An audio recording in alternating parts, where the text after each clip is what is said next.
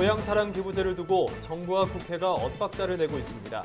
정부는 내년부터 고향세를 시행하겠다고 밝혔지만 국회는 검토가 필요하다며 법안 처리를 국정감사 이후로 미뤘습니다. 우유 시장의 침체 속에서 유업계가 유제품 디저트 시장 공략에 나섰습니다. 또 기능성 우유와 유기농 우유 등 다양한 제품도 개발하면서 소비 촉진에 힘을 쏟고 있습니다. 강원 고랭지 배추가 소포장 판매로 유통에 새바람을 일으키고 있습니다. 1인 가구와 핵가족 소비자가 늘어나는 시장 추세를 반영해 큰 호응을 얻고 있습니다. 귀농 귀촌에 대한 관심이 증가하면서 농림어업 분야의 취업자가 크게 늘고 있습니다. 한국농촌경제연구원은 정책 토론회를 열고 취업자 증가세를 이어가기 위한 다양한 방안을 논의했습니다. 여러분 안녕하십니까? NBS 뉴스 24입니다. 고향사랑 기부제, 이른바 고향세를 두고 정부와 국회가 엇박자를 내고 있습니다. 정부는 내년도 고향세 시행을 다시 한번 확인했지만 국회는 검토가 필요하다면서 법안 처리를 국정감사 이후로 미뤘습니다. 김인경 기자가 보도합니다. 고향사랑 기부제, 이른바 고향세의 도입을 놓고 정부와 국회가 온도차를 보이고 있습니다. 대통령 소속 자치분권위원회는 지난 11일 문재인 정부의 자치분권 종합계획을 발표하고 늦어도 내년 말 고향세를 시행하겠다고 밝혔습니다. 종합계획은 지방의 역할과 기능, 재정을 강화할 6대 추진 전략과 33개 과제로 구성됐습니다. 이 가운데 고향세는 재정분권 추진 전략의 세부 과제로 제시됐습니다. 고향세를 도입해 지방 재정을 한층 강화하겠다는 겁니다.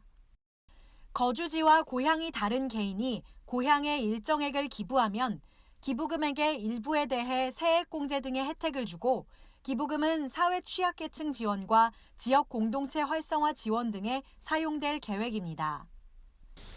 같은 날 국회 행정안전위원회는 법률안 심사 소위원회를 열고 고향세 법안 심사에 들어갔습니다. 그러나 심사 결과는 연기. 도시가 지역구인 의원들과 농촌이 지역구인 의원들 사이에 의견이 대립된 겁니다.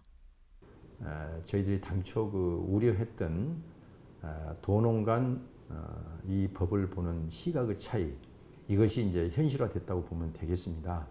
그래서 도시 출신 국회의원들은 이 제도에 대해서 흔쾌히 찬성하지 못하는 그런 측면이 있고, 농촌 의원 출신 의원들은 이 제도 정착이 반드시 필요하다 하는 이제 그러한 견해가 엇갈리는 그런 지점이 아니었을까, 저는 이렇게 생각을 하고 있습니다. 다음 법안 소위는 국정감사가 끝난 11월에나 열리기 때문에 당분간 고향세가 논의되기 어려운 여건이 됐습니다. 일각에서는 법안 처리가 해를 넘기면 고향세 도입이 아예 어려울 수 있다는 우려의 목소리도 나옵니다. 2020년에 총선이 있는 만큼 내년에는 특정 지역을 자극할 만한 법안 처리가 사실상 어렵지 않겠냐는 분석입니다. 고향세가 도입된 가장 중요한 배경은 농촌이 소멸되어 갈 것이라는 위기의식 때문입니다. 지금 이대로 가면 20년, 30년 후에는 현재의 지방이 거의 40 내지 50%가 소멸될 것이라는 그런 연구 결과가 나와 있습니다. 당연히 지방을 살리고 그중에서도 특히 공익적 가치를 가지고 있는 농촌을 반드시 살려야 될 것이다. 그런 차원에서 이거는 반드시 정착돼야 할 제도다. 저는 이렇게 보고 있습니다. 농업계는 국회가 고향세 도입에 주도적으로 나서야 한다고 지적하고 있습니다. NBS 뉴스 김인경입니다. 정부와 국회가 엇박자를 보이고 있는 가운데 국회에는 고향사랑 기부제 도입을 위한 법안이 잇따라 제출되고 있습니다. 최근에는 윤영일 민주평화당 의원이 고향발전 기부금법 제정안을 발의해 눈길을 끌고 있습니다. 엄하은 기자입니다. 지방자치단체가 기부금을 모집하고 그렇게 마련된 재원을 주민복지에 사용하자 윤영일 민주평화당 의원이 최근 대표 발의한 고향발전 기부금 법안의 골자입니다. 윤 의원은 법안 발의 배경에 대해 경제활동 인구가 수도권에 집중되면서 지역 경제는 붕괴 위기를 맞고 있기 때문이라고 설명했습니다. 모든 대기업이나 기업들이 수도권에 많이 집중돼 있고 사람이 집중돼 있고 하게 되니까 새 수입이 지방에는 없는 겁니다. 그래서 지방에는 재정 자립도가 극히 열악해요. 아주 저희 지역 같은 경우만 하더라도 해남, 안도, 진도만 하더라도 6%에서 8%밖에 안 되고 전국 평균은 한 56% 정도가 되는데 윤 의원은 일본에서 2008년 도입돼 성공적으로 정착한 고향납세제를 벤치마킹해 기부자가 지자체에 기부를 하면 세입 감면 등의 혜택을 제공하자고 밝혔습니다. 또 지역경제 활성화를 위해 지자체는 고향세를 낸 기부자에게 감사의 표시로 답례품을 제공할 수 있도록 했습니다. 답례품은 지역 특산품 등 해당 지자체 안에서 생산 제조된 제품으로 제한했고 가액 또한 기부금의 10%를 넘지 않도록 했습니다. 고향을 사랑하는 그런 분들 또 여력 있는 그런 분들이 고향의 지자체에 기부를 하고 그 기부금의 일정 범위 내에서 예를 들면 고향의 특산품이나 이런 것들을 좀 답례를 하게 되면 서로 상생이요 윈윈이 되지 않습니까? 그리고 그렇게 해서 조성이 되어진 기부금은 특정 용도로 즉 고향의 주민들의 복지를 위해서 쓰게 하겠다. 그게 주요 내용이 되겠습니다. 윤 의원과 같이 국내에 고향세를 도입하자는 내용으로 국회에 발의된 법안은 20대 국회에만 13건에 이릅니다. MBS 뉴스 엄하은입니다. 최근 저출산 등의 이유로 흰우유 시장이 불황을 겪고 있습니다. 이 가운데 유업계는 기능성 우유와 유기농 우유 등 새로운 제품을 개발하고 유제품 디저트 시장을 공략하면서 소비 촉진에 나섰습니다. 박동민 기자입니다. 서울의 한 디저트 카페, 아이스크림과 밀크티를 비롯해 요구르트, 치즈 등을 직접 만들어 판매하고 있는 이곳은 서울우유협동조합이 만든 유제품 전문 디저트 카페입니다. 저출산의 영향 등으로 유업계의 성장이 멈춘 상황에서 소비자와의 접점을 넓히기 위해 유업계는 유제품 전문 디저트 카페를 열었고 고객들의 반응도 좋습니다. 밀크티는 종종 먹는 편인데 다른 카페들보다는 맛이 진하고 맛있어서 다른 메뉴들도 더 먹어보고 싶은 생각이 들어요.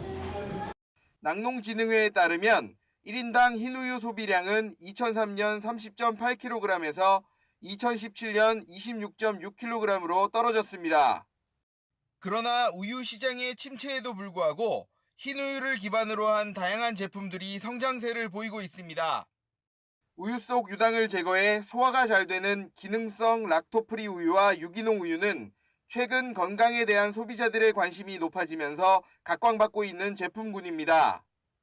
이러한 사업 다각화를 통해 흰우유 시장이 옛 영광을 되살릴 수 있을지 주목받고 있습니다.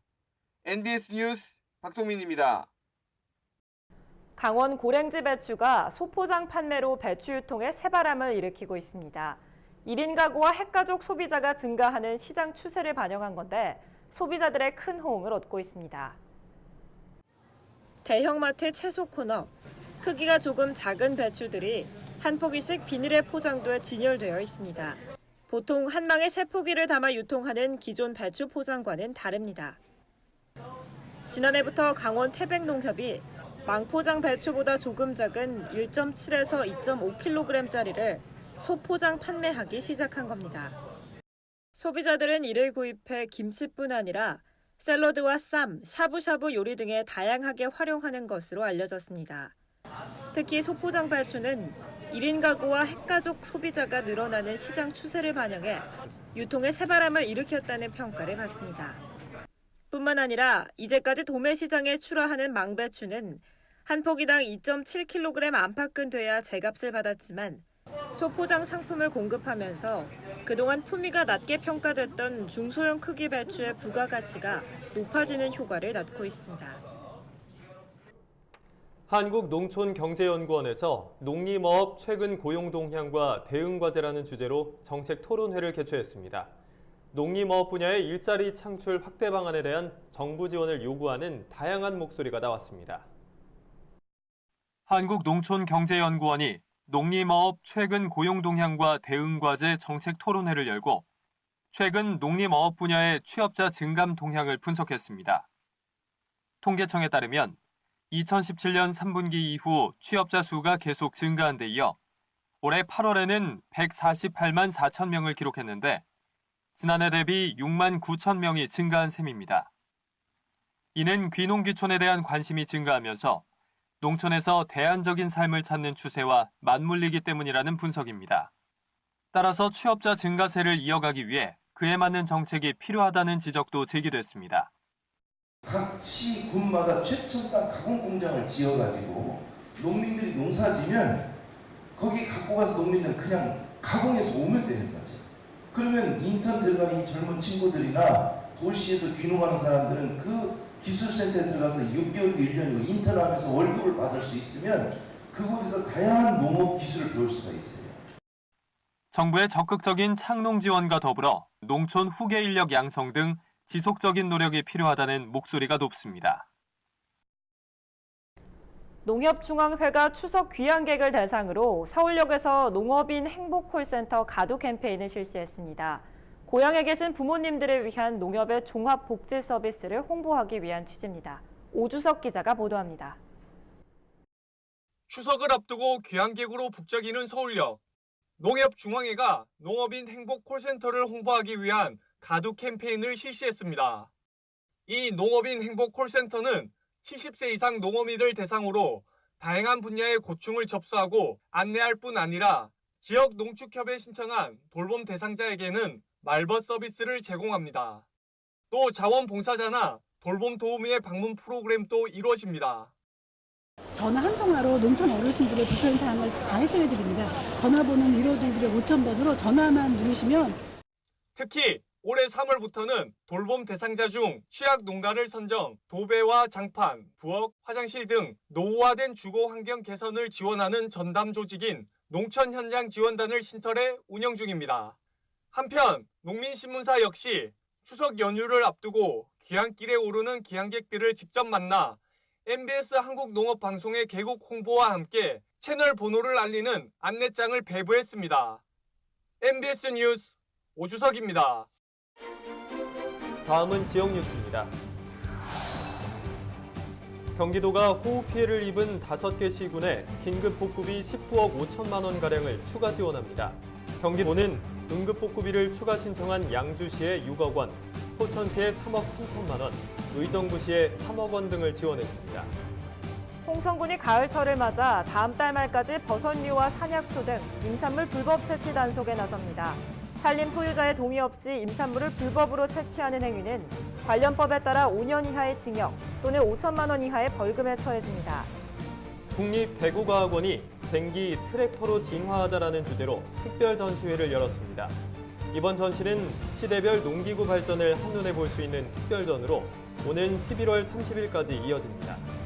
올해 첫 국내 일본내염 환자가 발생했습니다. 최근 경북에서 60대 여성이 일본내염에 감염되면서 충남에도 비상이 걸렸는데 충남교육청은 일본내염 국가예방접종 지원 대상인 생후 12개월에서 만 12세 이하 어린이는 권장 일정에 맞춰 예방접종을 끝낼 것을 당부했습니다. 저희가 준비한 소식은 여기까지입니다. NBS 뉴스 24 마칩니다. 함께해 주신 여러분 고맙습니다.